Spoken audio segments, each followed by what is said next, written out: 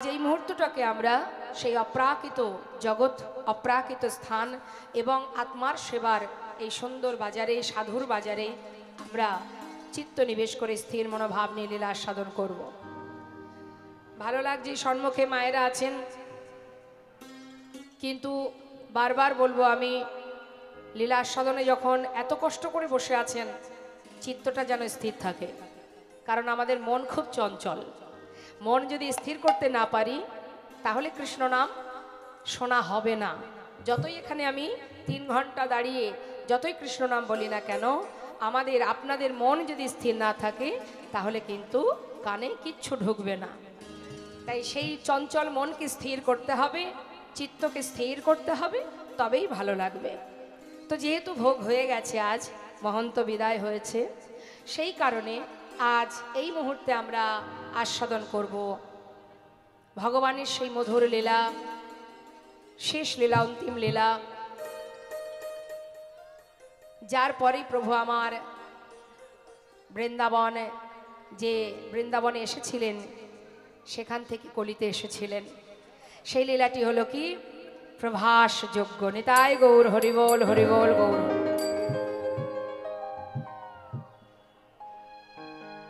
তো প্রভাস যজ্ঞ বলা যায়, আবার প্রভাস মিলনও বলা যায়।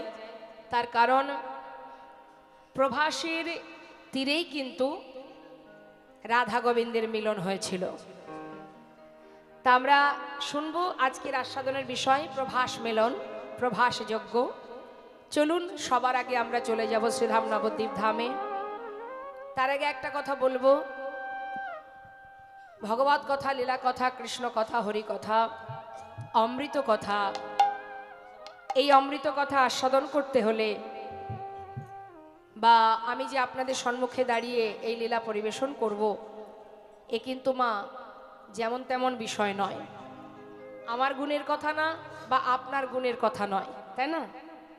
যাকে কখনো চোখে দেখিনি তার কথা বলা কি সহজ? হরিবল। এখন যদি আমি আপনাকে কোনো এক জায়গায় দোকান থেকে, আশেপাশে যে বাজার আছে, কি বাজার আছে? শ্রীরামপুর বাজার। শ্রীরামপুর বাজার থেকে যদি একটা সুন্দর মিষ্টি খেয়ে আপনাদের কাছে এসে আমি বলি যে আমি এত সুন্দর একটা মিষ্টি খেলাম, সে যে কত সুন্দর, কি স্বাদ, কত সুস্বাদু, আমি বোঝাতে পারছি না। এখন বারবার যদি আপনাকে এমন কথাটা আমি বলি, তখন হয়তো আপনি এটাও বলতে পারেন, দেখো মা, তুমি খেয়েও যদি তুমি বলতে না পারো, আমি তো বাবা খাইনি, আমি কি করে বলবো? নিতাই গৌর হরি বল। তাহলে যানারা সর্বদাই ভগবানের কাছে থেকেছেন, পাশে থেকে সাক্ষাৎ লীলা দর্শন করেছেন এবং সম্মুখে তিনি পদাবলী করেছেন, সেই সকল মহাজন বলছেন আমার দিয়ে ভজন সাধন হলো না। প্রভুকে কাছে পেয়ে বলছেন ভজন হলো না, আর আমরা তো তাকে চোখেই দেখিনি। তাহলে আমরা কি করে বলবো যে তার মহিমা আমরা গাইতে পারবো? নিতাই গৌর হরি বল। কেউ যদি বলে থাকে যে আমি ভগবানের লীলা গাইতে পারবো, আমি এটা জানি ওটা জানি, সর্বনাশ হয়ে যাবে মা। সেই মুহূর্ত থেকেই তার পতন অনিবার্য হয়ে যাবে। কারণ যার অনন্ত কোটি লীলা, সেই লীলা বর্ণনা করা বা তাকে জানা অত সহজ কথা নয়। যে অর্জুন কৃষ্ণের যে রথে বসে আছে, যে রথ চালাচ্ছেন অনন্ত কোটি বিশ্ব ব্রহ্মাণ্ডের মালিক স্বয়ং গোবিন্দ, সেই গোবিন্দ যার রথের সারথি, এত বড় ভক্ত সে। অর্জুন কত বড় ভক্ত মা, যার রথের সারথি গোবিন্দ। তাহলে এত বড় ভক্ত হয়ে সেই অর্জুন গোবিন্দকে চিনতে পারেনি, যার কারণে সে নিজের পাপ খণ্ডন করার জন্য বলেছিল তুমি একটু দাঁড়াও, আমি একটু গঙ্গা স্নান করে আসি। নিতাই গৌর হরি। তাহলে মা, ভালো তো সবাই আমরা বাসি, ভগবানকে ভালোবাসি বলেই কিন্তু আজ আমরা এখানে সবাই এসেছি। কিন্তু ভালোবাসা আর তাকে জানা, তাকে চেনা অত সহজ নয়, তাই না? তাই স্বয়ং অর্জুন ভগবানকে চিনতে পারল না, যার চরণে গঙ্গা, যমুনা, সরস্বতী, ত্রিবেণী বিরাজমান। যার চরণ ধরলেই হয়ে যায়, সেই চরণ না ধরে গিয়েছিল গঙ্গা স্নান করতে। তাহলে এত বড় ভক্ত হয়ে সে যদি ভগবানকে চিনতে না পারে, তবে আমাদের কি মনে হয় আমরা তো মায়ার জীব, আমরা তো মায়ার সংসারে মায়ার দাস হয়ে ঘুরে বেড়াচ্ছি। তাহলে আমরা কি বলতে পারবো যে আমরা ভগবানকে জানি, বুঝি, তাকে ভালোবাসি? অত সহজ নয়। তাই আজ আমরা আস্বাদন করব সেই ভগবত কথা। শাস্ত্রে বললেন ভক্তের কৃপা থাকলে অসাধ্য সাধন করা যায়। তাই আপনারা সেই ভক্ত, গৌর প্রিয়, কৃষ্ণ প্রিয়।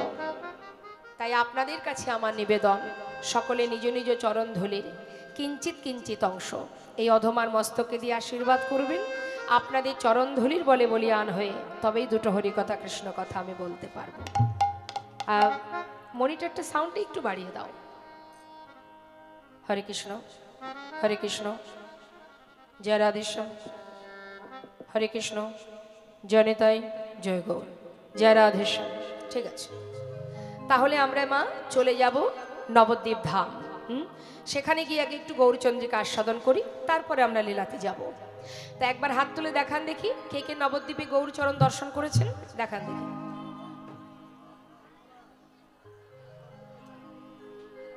আচ্ছা, যারা হাত তোলেননি তাদের কি যাওয়া হয়নি?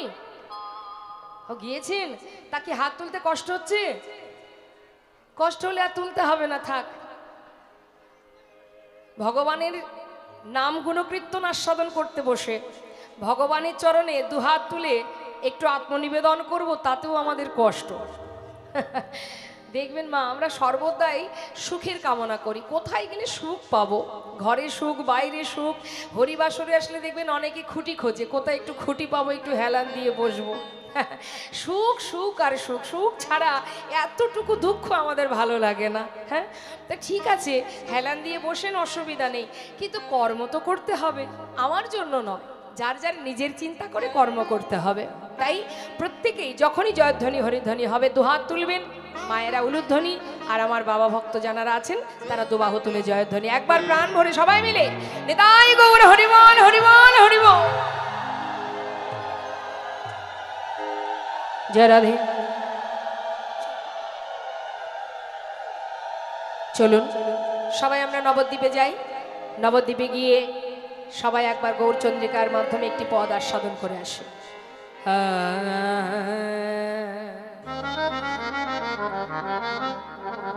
লীলা পরিবেশনে ভুল ত্রুটি হলে সন্তান জ্ঞানে সকলে ক্ষমা করবেন।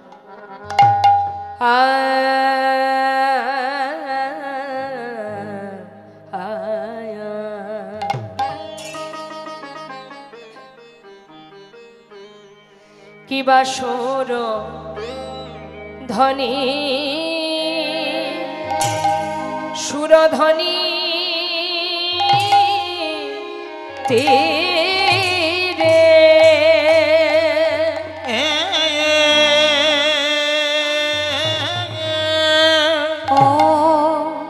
ও হে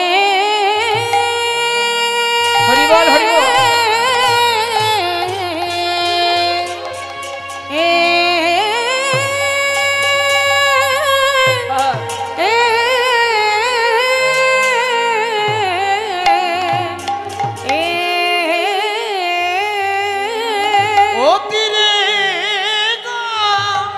দেখো দেখো কি না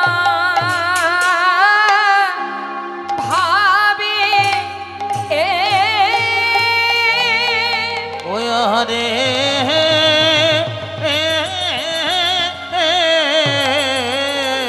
কি না ভাবে ও ও দাই হলো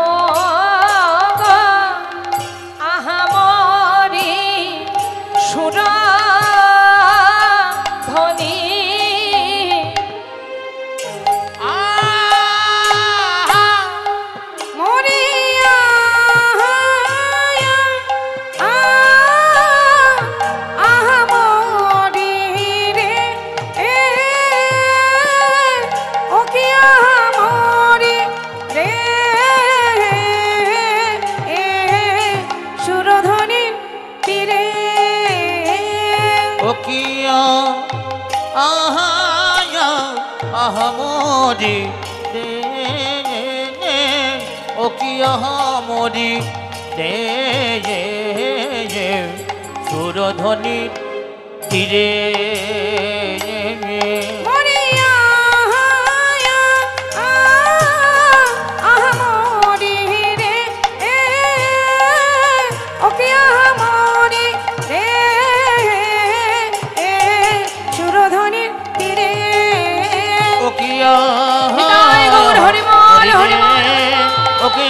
মরি রে সুরধ্বনি তীরে মরি রে ওকে মরি রে সুরধ্বনির তীরে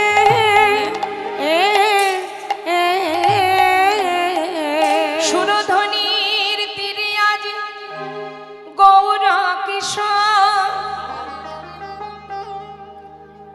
দেখো না যোগ করবে বলে আনন্দে বিভোর প্রভু আমার আনন্দে বিভোর সাউন্ডটাকে রিভাব করতে বলেছি তুমি তো হল করে রেখে দিয়েছো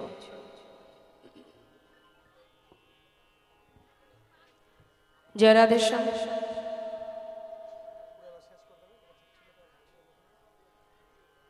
হরে কৃষ্ণ জনিতায় জয় গৌর হরে কৃষ্ণ জনিতায় জনিতায় জয় গৌর হরে কৃষ্ণ নিতায় গৌর হরি বল জয় রাধে হরে কৃষ্ণ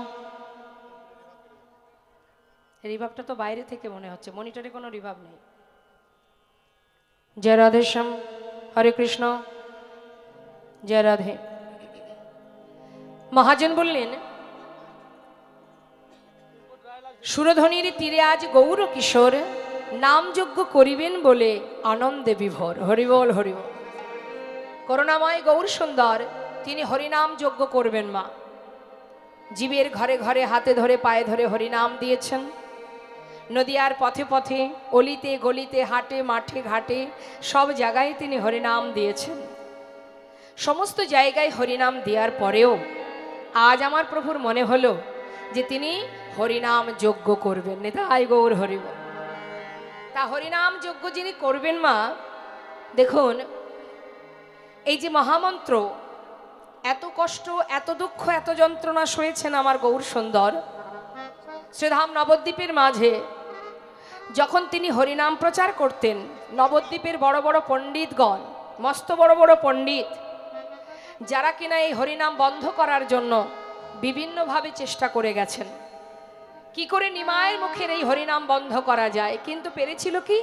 পারেনি মহাপ্রভু তিনি যখন হরিনাম প্রচার করতেন মা তার আগে আরো একজন হরিনাম দিতেন তিনি কে তিনি হচ্ছেন হরিদাস ঠাকুর প্রভু আসার আগে এসেছেন এই হরিদাস ঠাকুর যখন নাম প্রচার করতেন এই নবদ্বীপের মাঝে যখন এসেছিলেন মা সেই সময় নবদ্বীপের রাজা ছিলেন নবাব হোসেন শাহ এই নবাব হোসেন শাহ তিনি কিন্তু নিমায় হরিদাস ঠাকুরের মুখে হরিনাম বন্ধ করবার অনেক চেষ্টা করেছিল কত আঘাত সয়েছে হরিদাস ঠাকুর তথাপিও কিন্তু নাম প্রচার করতে ছাড়েনি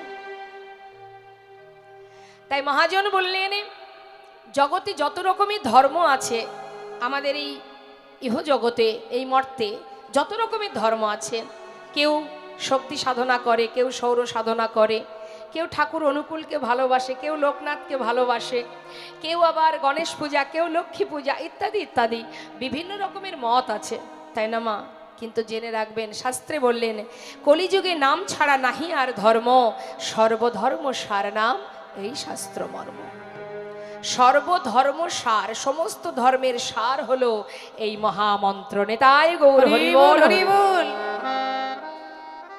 তাহলে আমাদের মাথায় রাখতে হবে মা আমরা যে পথেই যাই না কেন যেদিকেই যাই না কেন পারের কাণ্ডারি কিন্তু সেই বিপদ ভঞ্জন মধুসূদন পার হতে গেলে তার চরণ শরণ নিতেই হবে তাই তুমি যেখানে থাকো যেমনই থাকো যেভাবে থাকো না কেন শুধু তাই নয় শাস্ত্রে আরো বললেন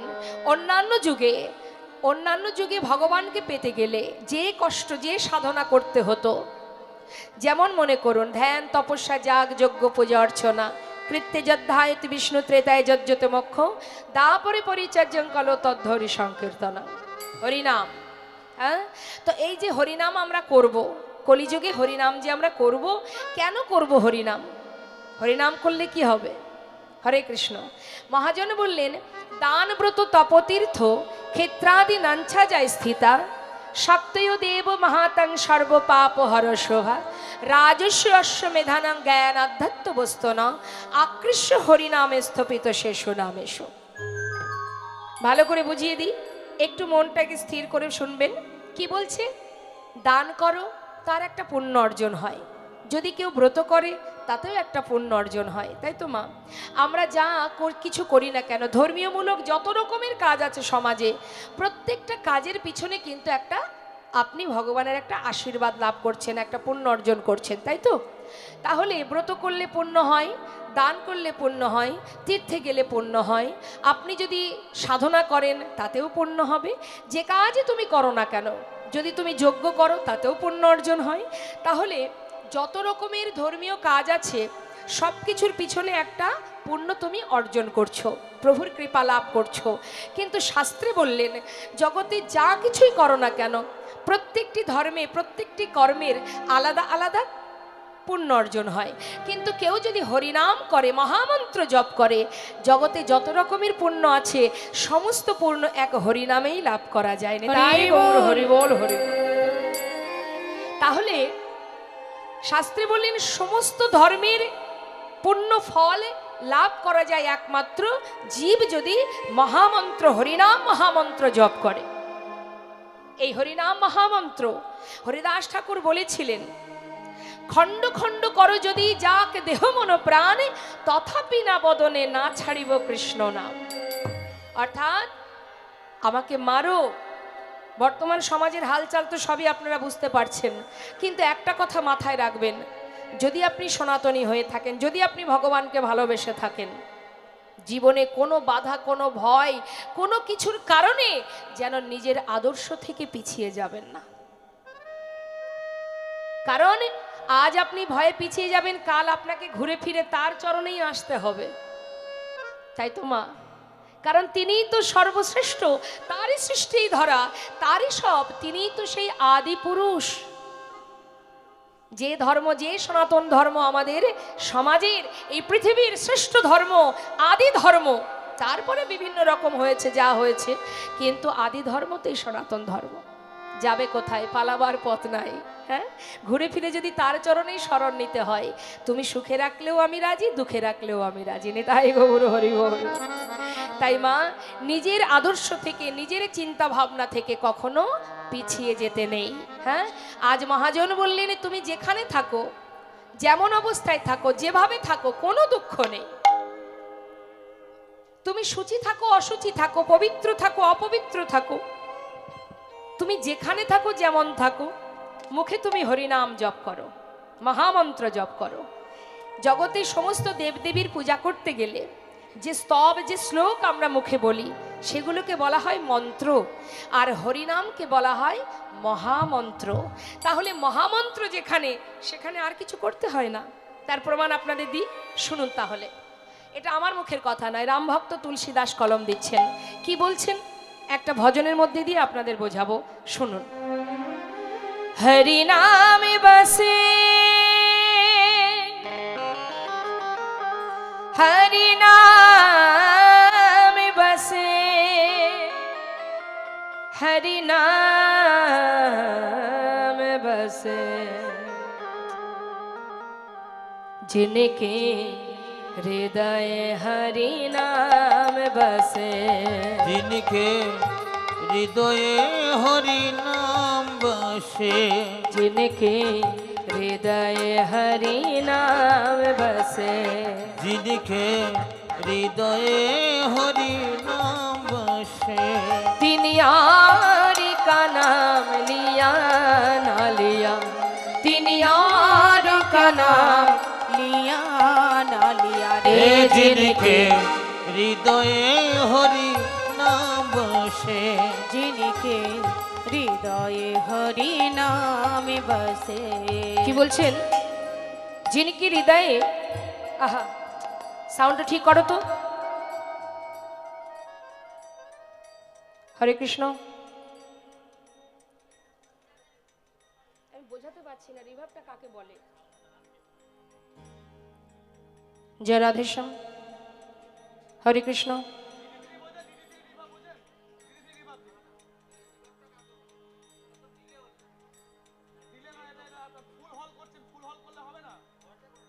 এটা তো একটা বাধা জায়গা না, তুমি এখানে হল করছো কেন? একটু সুইট করো, ভাষাগুলো যাতে সবাই বুঝতে পারে।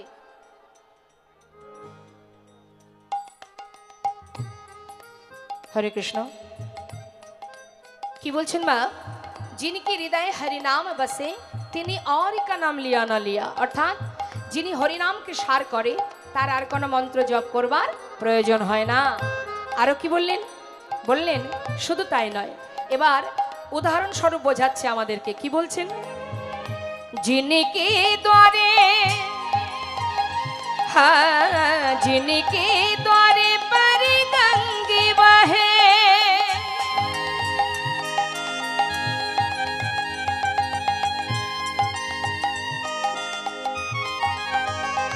है, जिनके द्वारे पर गंगे बहे तिनी को बीकानेर पिया ना पिया, आह को बीकानेर पिया ना पिया रे।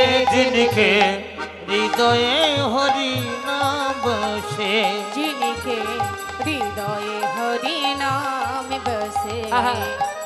বললেন जिनके द्वार पर गंग बहे, যদি কারোর কাছে গঙ্গা বাঁধা থাকে সে কি আর সেই গঙ্গা ফেলে পাতকুয়ার জলে যাবে?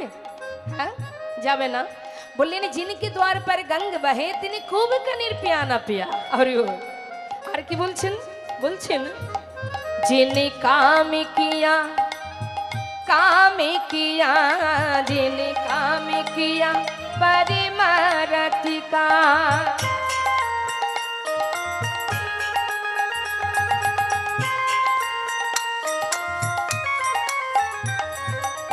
जिने काम किया परिमरति का,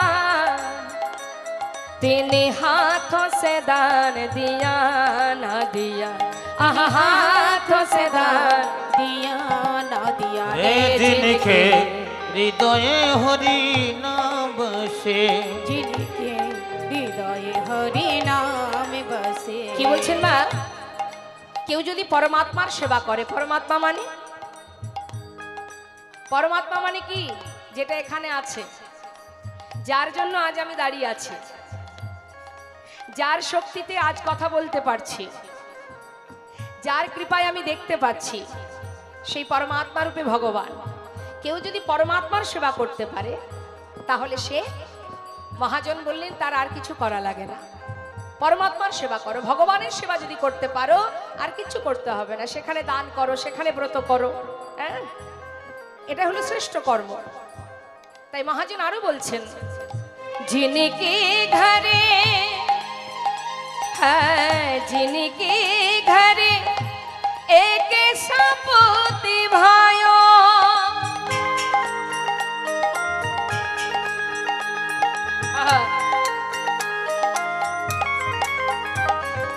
जिनके घरे एक सपूती भायो,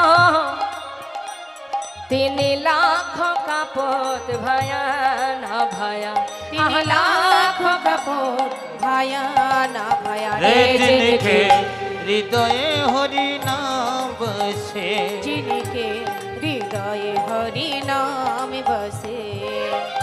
বললেন जिनके घरे एक सपूत भाई, পুত মানে সন্তান। রাম ভক্ত তুলসী দাস বলছেন কারোর ঘরে যদি একটা কৃষ্ণ ভক্ত সন্তান জন্ম নেয়, সেই একটা কৃষ্ণ ভক্ত সন্তানের কারণে তার 21 পুরুষ উদ্ধার হয়ে যায়।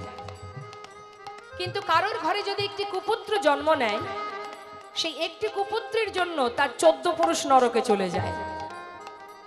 তাহলে আমরা তোমায় একের জায়গায় 5টা সন্তানের আশা করি, তাই না?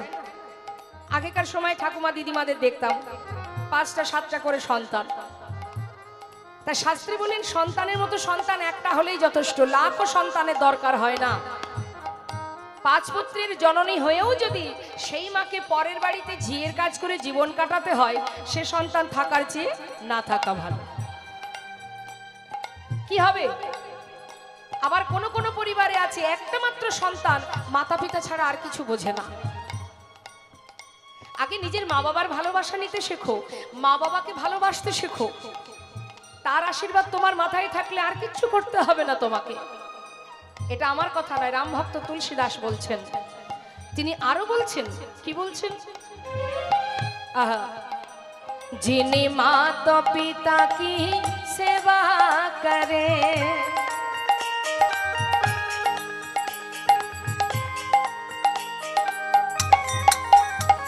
যিনি माता पिता की सेवा करे, तिने तीर्थ व्रत किया ना किया, आह तीर्थ व्रत किया ना किया रे। जिनके हृदय हरि नाम बसे, जिनके हृदय हरि नाम बसे। কি বলছেন বাবা? যদি কেউ মাতা পিতার সেবা দিতে পারে, মা বাবাকে ভালোবাসতে পারে, সে যদি আর্থিক অভাবের কারণে তীর্থে যেতে না পারে, ব্রত করতে না পারে, তথাপিও যদি মা বাবার আশীর্বাদ তার মাথায় থাকে, সে যদি ব্রত করতে নাও পারে, তীর্থে যেতে না পারে, ঘরে বৈষ্ণব সেবা দিতে না পারে, মহাজন বলছেন কিছুই যদি করতে না পারে, মা বাবাকে ভালোবাসলেই তার আর কিচ্ছু করতে হবে না। তাই গৌর হরিবোল হরিবোল। আর যদি কেউ মা বাবাকে ভালোবেসে তাকে সঙ্গে করে নিয়ে নানা তীর্থ ধর্ম যেতে পারে, যদি ব্রত করতে পারে, সেটা আলাদা বিষয়। কিন্তু মা বাবাকে বাদ দিয়ে কোনো কিছু করা কোনো সন্তানের উচিত নয়। তাতে কি হবে? ভগবানও সন্তুষ্ট নয়। তুমি লাখ লাখ টাকা ডোনেশন করলেও যদি তোমার মাতা পিতার ভালোবাসা তুমি না পাও, তোমার সব কিছুই বৃথা। নেতাহে গৌর হরি বল। তাই এটা আমার কথা নয়, রাম ভক্ত তুলসী দাস কি বলছেন? আহা, जिनके द्वारे, जिनके द्वारे पर गंगे बहे, तिनको बीकानेर पिया ना पिया, जिने काम किया परमार्थ का, तिने हाथों से दान दिया ना दिया। जिनके घर एक सापूत भयो, तिने लाखों का पूत भया न भया। जिने काम किया, जिने माता पिता की सेवा करे, तिने तीर्थ व्रत किया न किया। तुलसीदास बिचारी कहे, तुलसीदास विचार कहे, तुलसीदास बिचारे कहे, तेरा दीपक ने किया ना किया। जिनके हृदय हरि नाम बसे, जिनके हृदय हरि नाम बसे। হরিনামকে যদি সার করতে পারো, আর তোমাকে কিচ্ছু করতে হবে না। মহামন্ত্র জপ করো। তা আমি একটু চাইবো আপনারা সবাই মিলে একবার মহামন্ত্র গাইবেন আমার সঙ্গে। কি মা, পরপর কয়েকদিন ধরেই তো হরিনাম করেছেন। আমি চাইবো আজ এই মুহূর্তে এই সাধুর বাজারে বসে সবাই মিলে প্রাণ ভরে একবার মহামন্ত্র জপ করুন। কি সবাই গাইবেন তো হরিনাম? যদি গোবিন্দকে ভালোবাসেন, যদি গৌর হরিকে ভালোবাসেন, আমি আশা রাখবো যারা ভালোবাসেন অবশ্যই তারা হরিনাম করবেন। নামে যেন অলসতা না থাকে, কেমন স্বতঃস্ফূর্তভাবে মহামন্ত্র জপ করবেন। আমি গাইব, শুনুন, তারপরে আপনারা গাইবেন। জয় রাধেশ্যাম। হরে কৃষ্ণ। হাত তুলে প্রত্যেকে তুলবেন। ওমা, কি হলো? হাতগুলো কোথায়? কষ্ট হচ্ছে? হচ্ছে না তো? বেশ।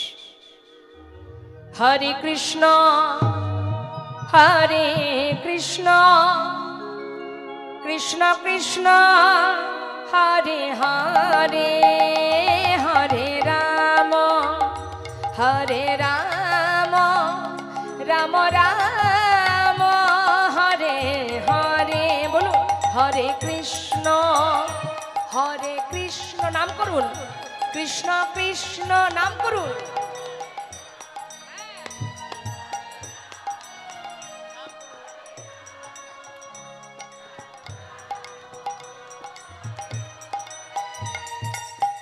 খুব মিষ্টি কণ্ঠ, খুব সুন্দর।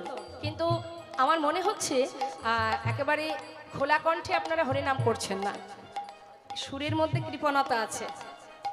আমি চাইবো উচ্চস্বরে মহামন্ত্র জপ করতে হয়, হ্যাঁ, সংকীর্তন মানে যেটা সকলে মিলে গাওয়া হয়, তার মধ্যে অলসতা জড়তা থাকবে না, সবাই মিলে উচ্চস্বরে দেখি দুহাত তুলে প্রাণ ভরে, হ্যাঁ।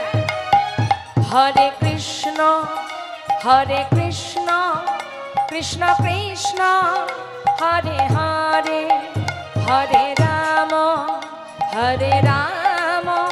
রাম রাম হরে হরে। বলুন হরে কৃষ্ণ।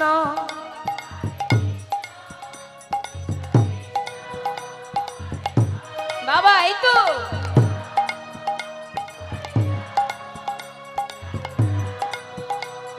আহা খুব সুন্দর।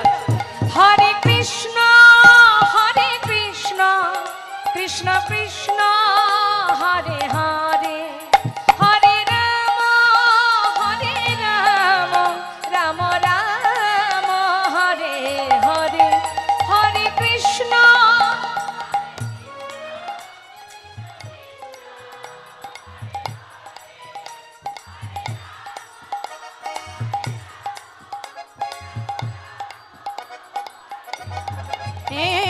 কৃষ্ণ। হরে কৃষ্ণ কৃষ্ণ কৃষ্ণ হরে হরে। দুহাত তুলে নিতাই গৌর হরি বল হরি বল। হরে রাম রাম রাম হরে হরে। হরে কৃষ্ণ কৃষ্ণ কৃষ্ণ হরে হরে, হরে রাম রাম রাম হরে হরে। হরে কৃষ্ণ কৃষ্ণ কৃষ্ণ হরে হরে। নিতাই গৌর হরি বল গৌর হরি বল হরি বল। রাম রাম হরে হরে। হরে নাম এব কেবলম কলো নাস্তেব নাস্তেব নাস্তেব গতির অন্যথা। এই যে মধুর হরিনাম যজ্ঞ মা, এখন গৌর হরির মনে ইচ্ছা যে এই যজ্ঞ করবেন। তিনি কোথায় করবেন? সুরধ্বনির তীরে। এখন সুরধ্বনির তীরে যজ্ঞ করবার আগে তিনি চিন্তা ভাবনা করছেন যে কার কাছ থেকে আমি পরামর্শ নেব, যজ্ঞ যে করব। যদি আপনারা বাড়িতে কোনো ধর্মীয় অনুষ্ঠান করেন তাহলে আপনারা গুরুজনের কাছ থেকে পরামর্শ নেন তো। তা আমার গৌর হরি তিনি নিজে আচরণ করে আমাদের মতো জীবকে শিক্ষা দিচ্ছেন, তিনিও কিন্তু পরামর্শ নিচ্ছেন কার কাছ থেকে? তার গুরুজন বলরাম যিনি নিত্যানন্দ প্রভু। তা দাদা নিত্যানন্দ প্রভুকে কাছে ডেকে দাদার কাছ থেকে পরামর্শ নিচ্ছেন আমার গৌর সুন্দর, যে দাদা তুমি বলে দাও আমি সুরধ্বনির তীরে যজ্ঞ করব, কিভাবে করতে হবে। তখন মহাজন পদাবলিতে বলছেন, দাদা নিত্যানন্দ শনে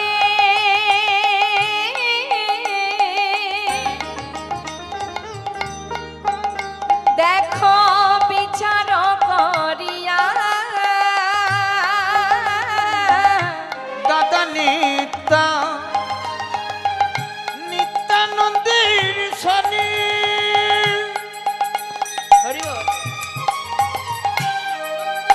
দেখো বিচার করিয়া, আজি নিমন্ত্রণের লাগি প্রভু শ্রীবাসে পাঠাইলা। আজি নিমন্ত্রণের লাগে প্রভু দেখো শ্রীবাসে পাঠাইলা। পরামর্শ করিলা কি করিতে হবে দাদা, পরামর্শ করিলা। কি করিতে হবে দাদা, পরামর্শ করিলা। নিমন্ত্রণের লাগি প্রভু শিবাসী পাঠাইলা। দেখো নিমন্ত্রণের লাগি প্রভু শিবাসী পাঠাইলা।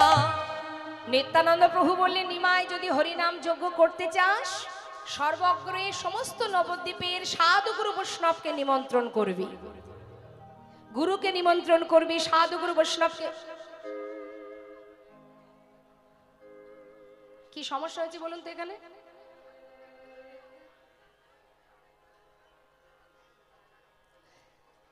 ঠিক আছে, একজন যদি কাজ করে তো 10 জনের তো সেদিকে তাকানোর কোনো দরকার নেই।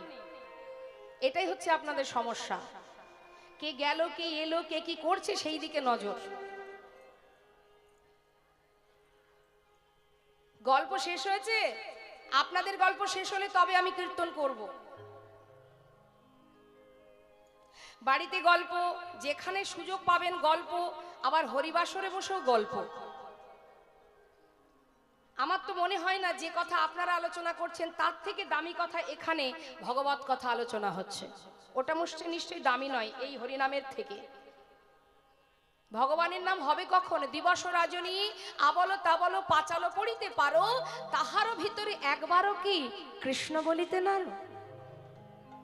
সে কথা বাদ দিলাম, বাড়িতে কৃষ্ণ নাম করার সময় নেই, এখানে বসেও কৃষ্ণ নাম কি করা যায় না? কমিটির ভক্তরা আপন আপন কর্ম ছেড়ে জীবের দ্বারে দ্বারে তিল তিল করে একটু একটু করে সকলের কাছ থেকে ভিক্ষা করে আজ এই সুন্দর হরিবাসর হরিনামামৃত সুধা দান করছেন। কি জন্য করছেন? তাদের লাভের জন্য, জীবের কল্যাণের জন্য, সমাজের মঙ্গলের জন্য। যেখান থেকে এসেছি আসার পথটা সবাই ভুলে গেছি, সেই পথটাই যাতে আবার আমরা জানতে পারি, যেতে পারি, সেই পথ পরিষ্কার করবার জন্যই এই হরিবাসর। নিজেকে জানার জন্যই হরিবাসর। আগে নিজেকে চিনতে হবে, আর নিজেকে চিনতে গেলে এই হরিবাসরে বসে লীলা কথা, ভগবত কথা, সাধুগুরু বৈষ্ণবের কৃপা, চরণধুলি, গুরু কৃপা, এগুলো লাভ করতে হবে। তবে তো তুমি নিজেকে জানতে পারবে। সাধের কৃষ্ণ ভজনের মানব জন্ম পেয়েছি বাবা। কি জন্য পেয়েছিলাম? সংসারের মধ্যে আমার আমার করে মারামারি কাটাকাটি করার জন্য? কৃষ্ণ ভজিবার তরে সংসারে আইনো, মিছে মায়ায় বদ্ধ হয়ে বৃক্ষ সম হইল। এসেছিলাম কৃষ্ণ ভজন করব বলে। সময় কোথায়? মায়া তো আমাদেরকে গ্রাস করে নিয়েছে। এমন ভাবে মায়া গ্রাস করেছে যে আমরা আমাদের ঠিকানাটাও ভুলে গেছি। কি আমার পরিচয়, কোথায় আমার ঘর? ওই যে মাটা ওইদিকে পিছন ঘুরে আছে, আমাকে দিকে একটু ঘুরতে বলুন তো, আমার দিকে তাকান। ওই দিকে কিছু নেই, এই দিকে। আচ্ছা মা বলুন দেখি আপনার বাড়ি কোথায়? ব্লু কালারের যে চাদরটা গায়ে দেওয়া, আপনি বলুন আপনার বাড়িটা কোথায়? বলুন বলুন না, জিজ্ঞাসা করছি তো, বাড়িটা কোথায়? হ্যাঁ জোরে বলুন। আমি তো আপনার মেয়ের মতো, লজ্জার কি আছে? বাড়ি নেই? বাড়ি নেই, আছে। ঠিকানা কোথায়? কৃষ্ণ কথা যদি নাই শুনবো তাহলে তো মুশকিল, ঠিকানায় তো জানবো না আমরা। হ্যাঁ আচ্ছা, পাশের জন্য মায়েরা যারা আছেন বলুন আপনাদের ঠিকানা কোথায়? শ্রীরামপুর, মানে এই শ্রীরামপুরে, তাই তো? খুব ভালো কথা। আচ্ছা, এর আগে আপনারা কোথায় এসেছিলেন জানেন কি? এখন না হয় শ্রীরামপুরে আছেন, এর আগে কোথায় ছিলেন? বাপের বাড়ি।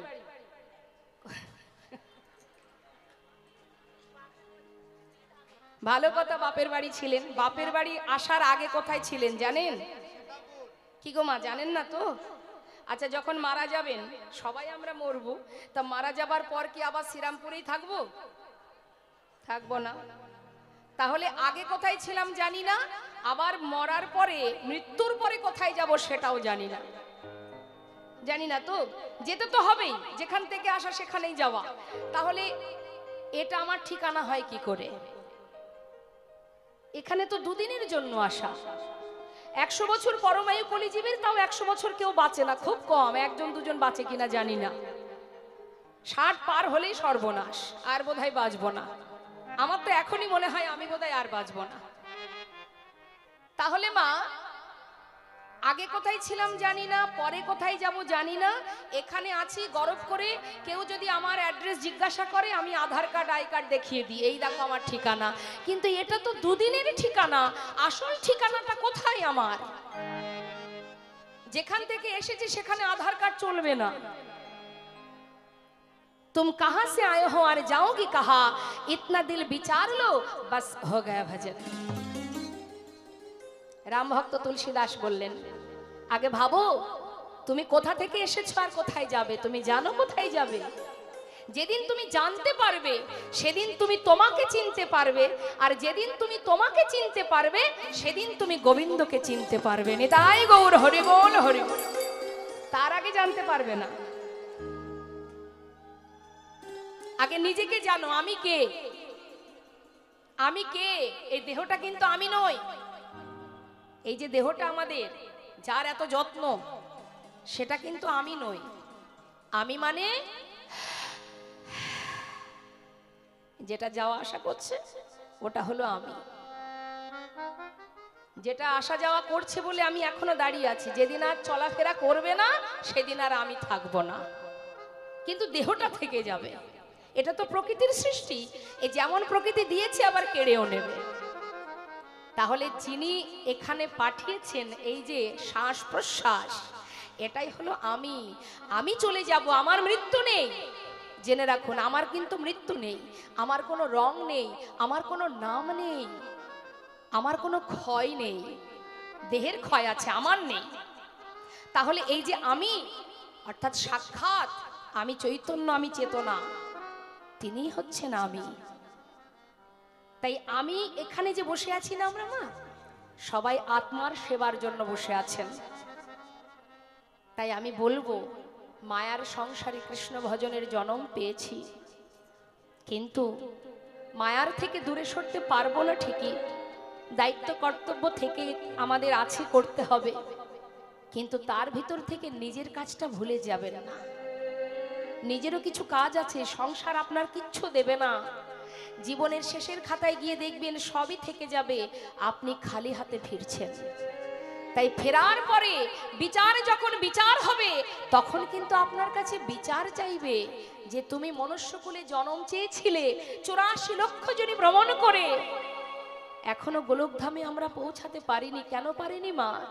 বৃক্ষকুল, কীটকুল, পক্ষীকুল, পশুকুল, সব কুলে জন্ম নিয়েছি, আর ভগবানের কাছে কেঁদেছি, হে দয়াময়, পশুকুলে জন্ম দিলে তোমায় ডাকতে পারবো না।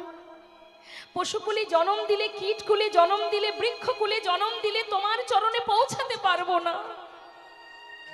যদি তুমি আমাদের মানবকুলে জন্ম দাও, যে জন্ম পেলে তোমার চরণ ধরে দুফোঁটা চোখের জলে দিতে পারবো রে বোন, যে জন্ম পেলে তোমাকে দুহাত দিয়ে পুষ্প প্রদান করতে পারবো, যে জন্ম পেলে নিজে হাতে তোমাকে খাওয়াতে পারবো, সেই জন্ম তুমি দাও।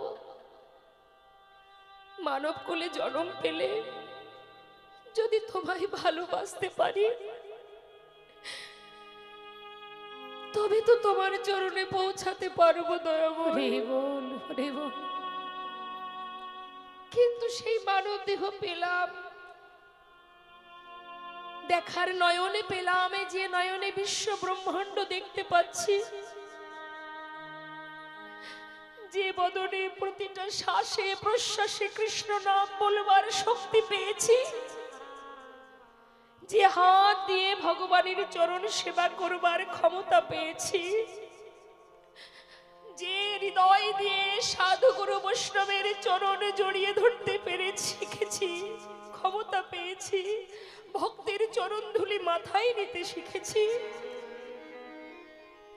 সবকিছুই পেয়েছি। পেলে কি হবে? আমাদের এমন অবস্থা মা, আমরা সেই ভগবানের চরণের দাস না হয়ে সবাই আমরা মায়ার দাস হয়ে বসে আছি। কিন্তু মায়া তোমাকে ততক্ষণ ভালোবাসবে যত সময় তুমি মায়ার জন্য করতে পারবে।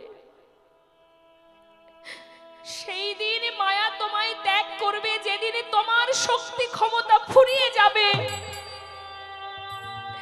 সেই দিন মায়াও তোমার কাছে আর থাকবে না। ঘরের কোণে বসে রইবে, একবারও জিজ্ঞাসা করবে না তুমি কেমন আছো।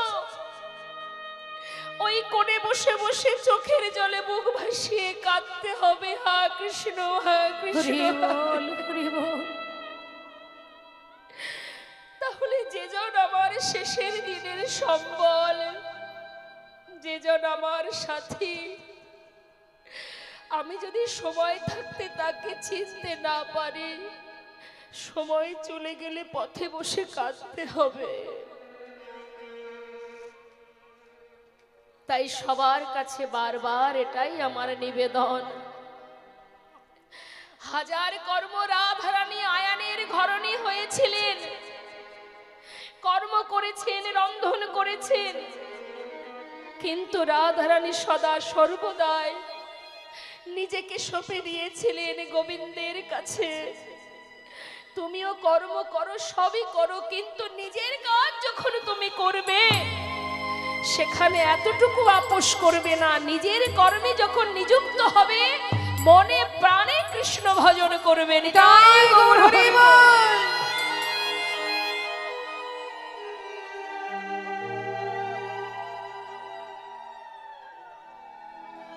উত্তম সময়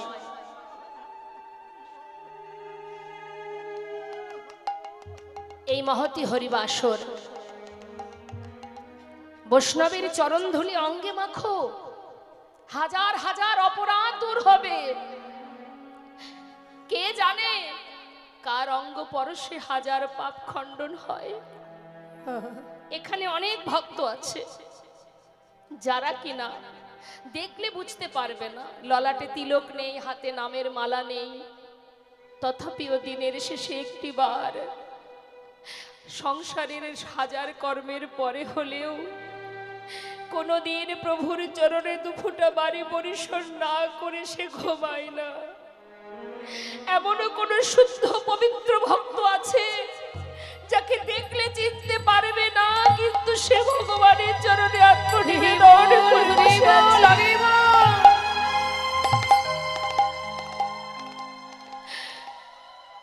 তাই বৈষ্ণব মহাজন বললেন, সময় করিয়া পত্রী ধরিয়া যেবা চলে দ্রুত গতি, সময়ের শেষে অনায়াসে সেজনে চলে যায় আপন বাসতে। সময় থাকতে বুঝতে শেখো, জানতে শেখো কি আমার করণীয়, আমি কি করছি, কি করা উচিত, কোনটা আমার কোনটি আমার নয়। সময় গেলে আর পাবে না। করুণাময় গৌর হরি ভগবান একবার নয় মা, এই পৃথিবী যার সৃষ্টি, এই জীব জগৎ যিনি সৃষ্টি করেছেন, সেই ভগবান কিন্তু জীব জগৎকে সৃষ্টি করার পরে সে কিন্তু চুপচাপ বসে নেই। আছে কি? যুগে যুগে তিনি এসেছেন, একবার নয় 4 বার এসেছেন। এসে কি করেছেন? আমাদের মতো জীবকে উদ্ধারের জন্য ধর্ম প্রচার করেছেন। কুরুক্ষেত্রের কথা একবার চিন্তা করুন। ধর্মযুদ্ধ, ধর্মকে রক্ষা করার জন্য, জীবকে উদ্ধার করার জন্য, অন্ধকার থেকে আলোর পথ দেখাবার জন্য। সবাই আমরা অন্ধকারে ডুবে আছি, সবাই আমরা ঘোর অন্ধকারে ডুবে আছি। আমাদের জ্ঞান শূন্য হয়ে আমরা অজ্ঞান হয়ে পড়ে আছি। কেউ কিন্তু আমরা জ্ঞানী নই, সবকটাই অজ্ঞান হয়ে গেছি আমরা। কারণ আমি কে, কি আমার করা উচিত আর কোনটা উচিত নয়, শুধু এটাই জানি, মারামারি হানাহানি এটা আমার, ওটা আমার, সেটা আমার, কিচ্ছুই আমার নয়, কিচ্ছু আমার নয়। আমার তো সেই যে আমাকে পাঠিয়েছে, যে আমার কথা ভাবে, মৃত্যুকাল পর্যন্ত যে আমার সঙ্গের সাথী, যাকে সারা জীবন না ডাকলেও শেষের দিনে আমার সঙ্গের সাথী হয়, সেই তো আমার, সেই আমার। আর জগতে যা আছে সব মায়া। তাই কিছুক্ষণের জন্য ভুলে যেতে হবে সব কিছু, তবেই তো প্রকৃত সাধন হবে, ভজন হবে। ভগবান যত প্রকারের লীলা করেছেন মা, সবই আমাদের জন্য, জীবকে উদ্ধার করার জন্য। তাই চিত্তটাকে স্থির করুন, কথা বলবেন না। আজ দেখুন নিতাই চাঁদ বলছে, ভাই তুই যদি যজ্ঞ করতে চাস তাহলে সাধুগুরু বৈষ্ণবকে নিমন্ত্রণ কর। গৌর হরি বললেন, দাদা তাহলে নিমন্ত্রণের দায়িত্বটা কাকে দেব? শ্রীবাসকে দিয়ে দে। নবদ্বীপে শ্রীবাস সমস্ত জায়গা চেনে, সমস্ত পদ ঘাট চেনে। তাই শ্রীবাস পণ্ডিতকে যেই না দায়িত্ব দিয়েছে, তখন নিতাই চাঁদ বলছে, শ্রীবাস নিমন্ত্রণের নিয়ম জানো? না তো প্রভু। শোনো, আজ আমি বলে দিই নিমন্ত্রণ কিভাবে করতে হয়। কি গো মা, আপনারাই বলুন না, বাড়িতে যদি কোনো ধর্মীয় অনুষ্ঠান হয়, আপনারা নিমন্ত্রণ করেন সমস্ত বাইরের ভক্তদের, কিভাবে নিমন্ত্রণ করেন? আজকাল তো সব ফোনেই হয়ে যায়, তাই না? হ্যাঁ, ফোনে নিমন্ত্রণ। যেতে পারছি না, তোরা সপরিবারে চলে আসিস, বাড়িতে বৈষ্ণব সেবার আয়োজন করেছি, এসে প্রসাদ পেয়ে যাস। দেখিস যেতে পারছি না, কিছু মনে করিস না। ফোনে ফোনে হয়ে যায় কি? আগেকার সময়ে দেখেছি আমাদের ঠাকুমার সময় যে পত্র নিয়ে নিমন্ত্রণের যেখানে যেত, যার বাড়িতে, সেখানে গিয়ে নিমন্ত্রণ করে আসতো, পান সুপারি হাতে করে নিয়ে। তো আজ আমার নিতাই চাঁদ শিখিয়ে দিচ্ছেন মা, দেখুন কিভাবে নিমন্ত্রণ করবে। শ্রীবাস পত্রখানি দেবে হাতে, চরণ ধুলি নেবে মাথে। নিতাই গৌর হরিবল হরিবল। হাতে চরণ ধুলি নেবে মাথে, পত্রখানি দেবে হাতে, চরণ ধুলি নেবে মাথে। নামে যোগে সবাই যেন আসে, ওই নামে যোগে সবে যেন আসে।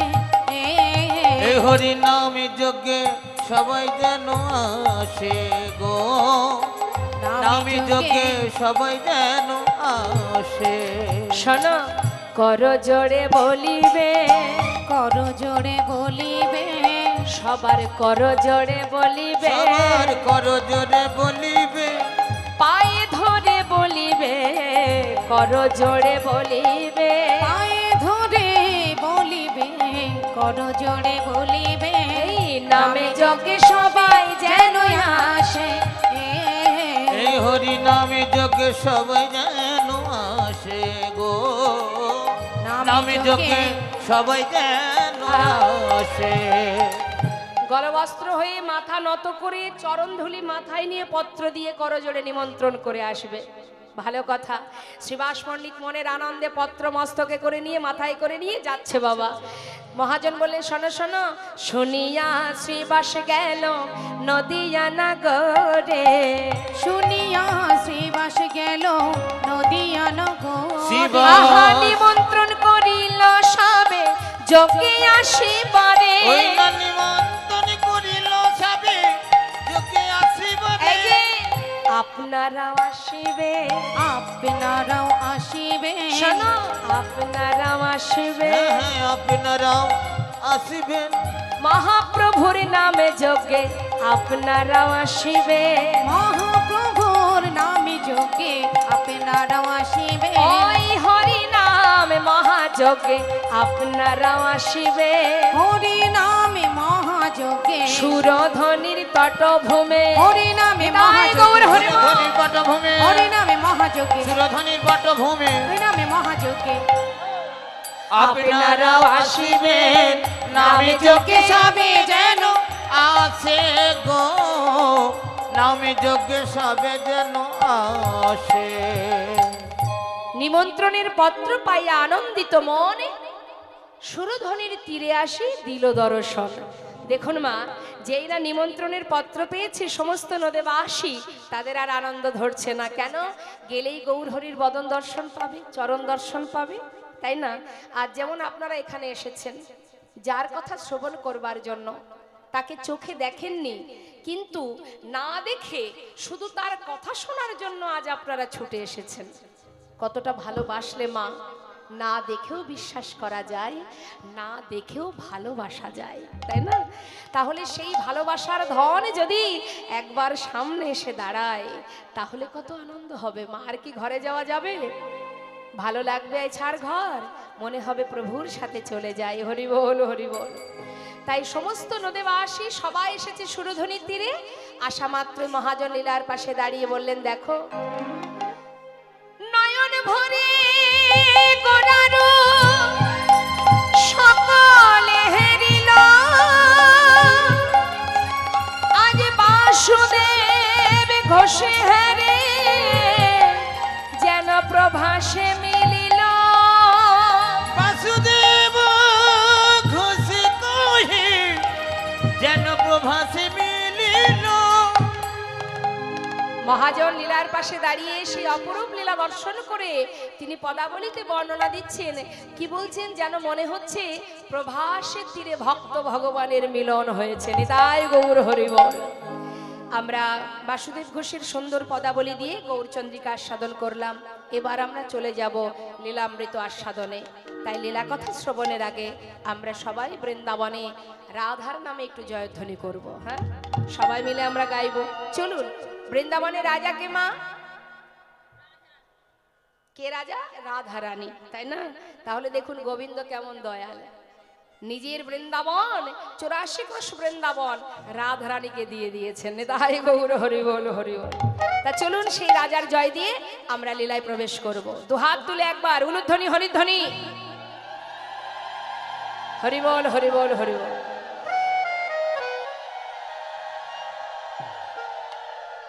আচ্ছা,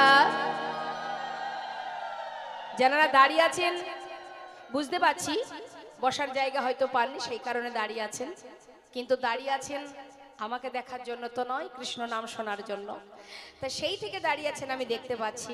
আমি বলবো, অনুরোধ করছি আপনাদের, আপনারা বসতে পারেননি এটা যেমন ঠিক, কিন্তু আপনারা যে এসেছেন সেটা তো আর গোবিন্দ দেখতে পাচ্ছে।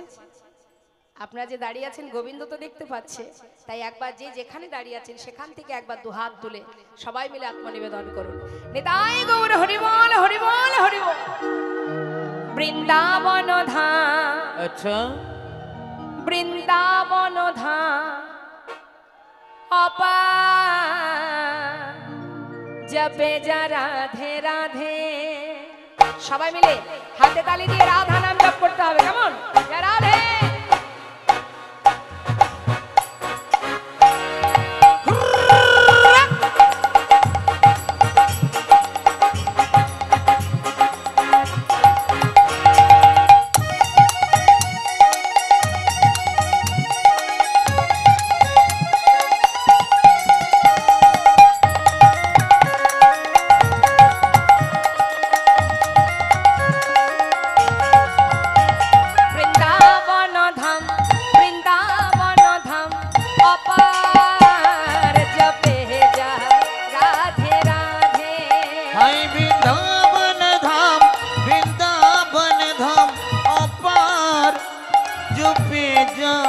राधे राधे जपे जा राधे राधे, भजे जा राधे राधे। जपे जा राधे राधे, भजे जा राधे राधे। राधे आली बेली, राधे आली बेली सरकार, जपे जा राधे राधे। राधे अलबेली, राधे अलबेली सरकार, जपे जा राधे राधे।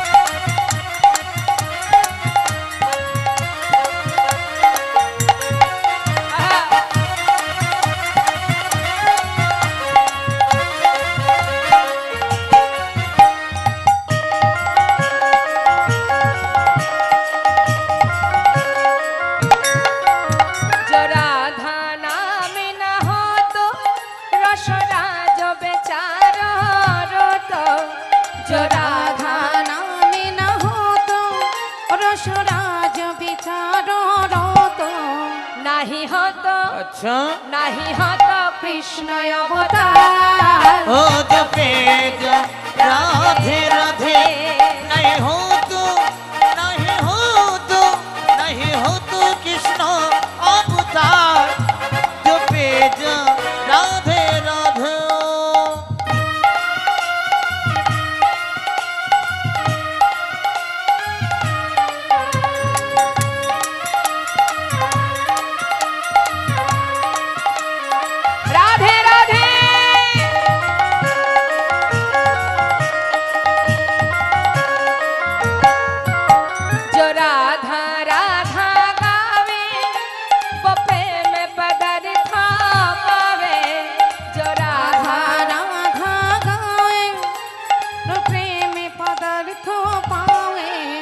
কথাটা মহাজন বললেন, যদি কেউ রাধা নাম করে সে কৃষ্ণ প্রেম লাভ করবে। তার মানে বুঝতে পারছেন মা কি বলতে চাইছে? আশ্রয়কে ঠিকঠাক আশ্রয় করো, বিষয়ের জন্য চিন্তা করতে হবে না। আশ্রয় ঠিকঠাক হলেই বিষয় পেয়ে যাবে। মানে একটার সঙ্গে একটা ফ্রি। মানে বাজারে যেমন কলগেট কিনতে গেলে কলগেটের সঙ্গে একটা জিনিস পাই না আমরা, কি পাই? ব্রাশ। বাজারে গিয়ে কি আমরা বলি একটা ব্রাশ দিন? দরকার হয় না, কলগেট কিনলেই ব্রাশ ফ্রি।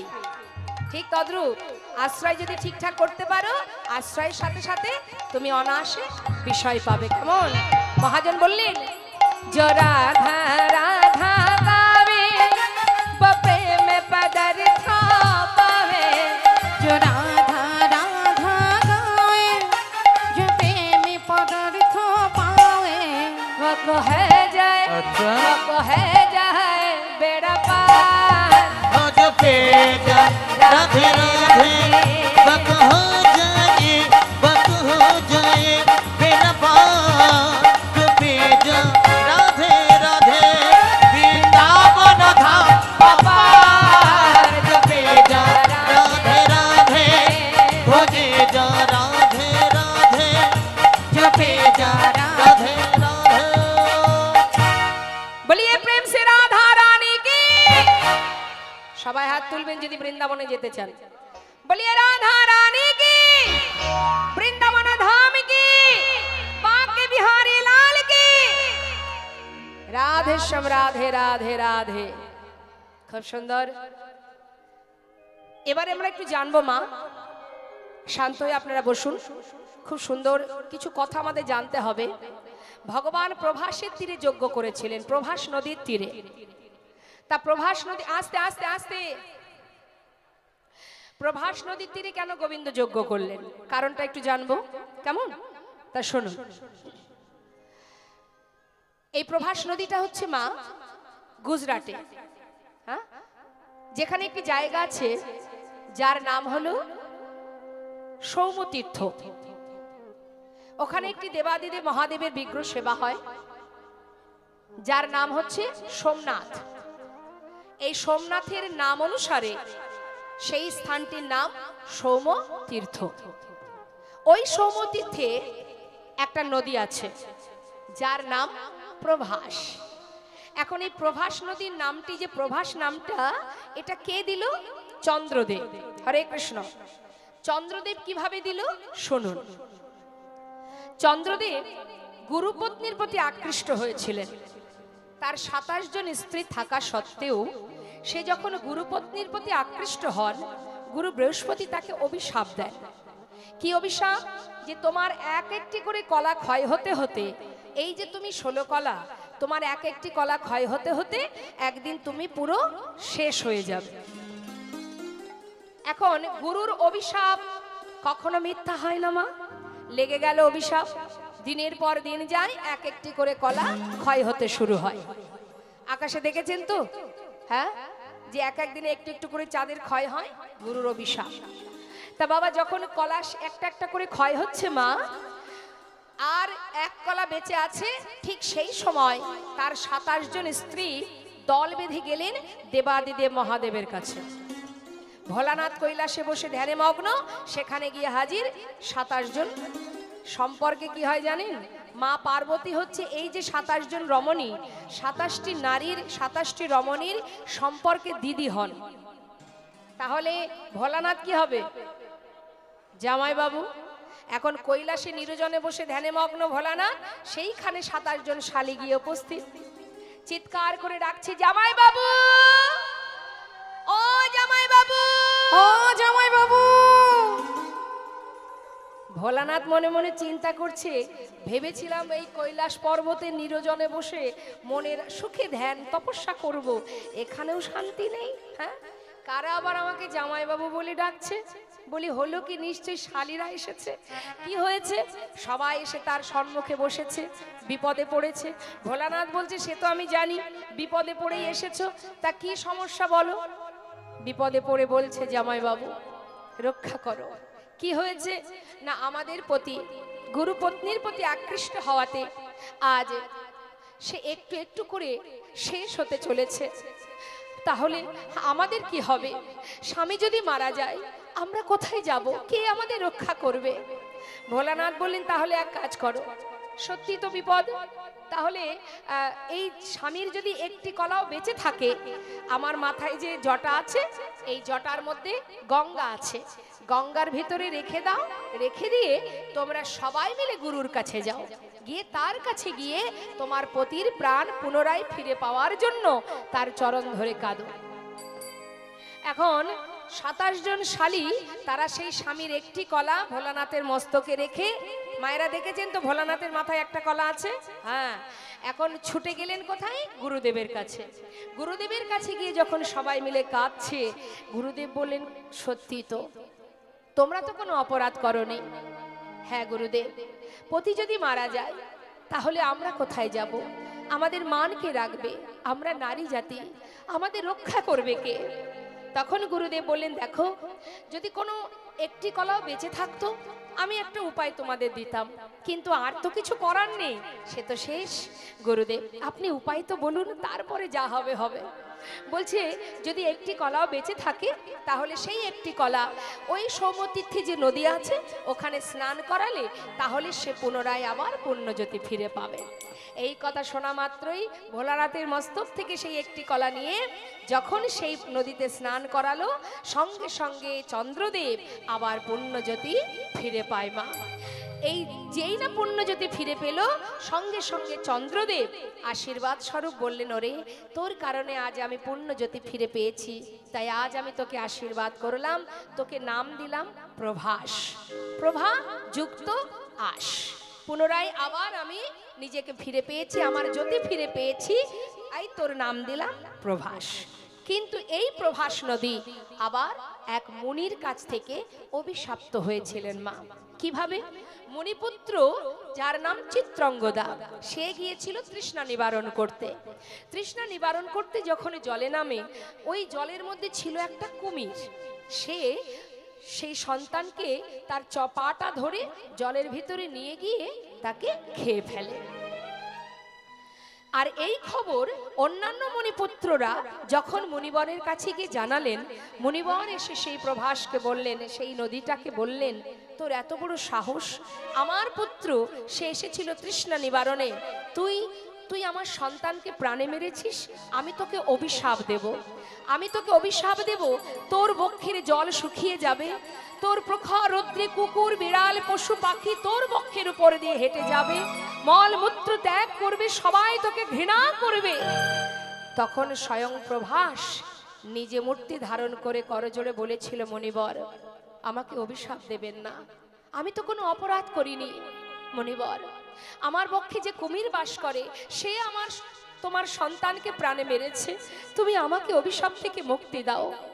তখন সেই মুনি বললেন, কথাটা তো ঠিকই, তোর তো কোনো দোষ নেই, কিন্তু অভিশাপ যখন দিয়েছি অভিশাপ তো লাগবেই। বেশ, তাহলে আমি আশীর্বাদও করে যাচ্ছি, যেদিন তোর বক্ষ থেকে জল নিয়ে অনাদিরাদি গোবিন্দ রাধারানীর চরণ ধৌত করবে, সেই দিনে তুই উদ্ধার হবে। তাই মা, সেই প্রভাসকে অভিশাপ থেকে উদ্ধার করবার জন্যই কিন্তু ভগবান কৃষ্ণ প্রভাস নদীর তীরে এই যজ্ঞ করেছিলেন।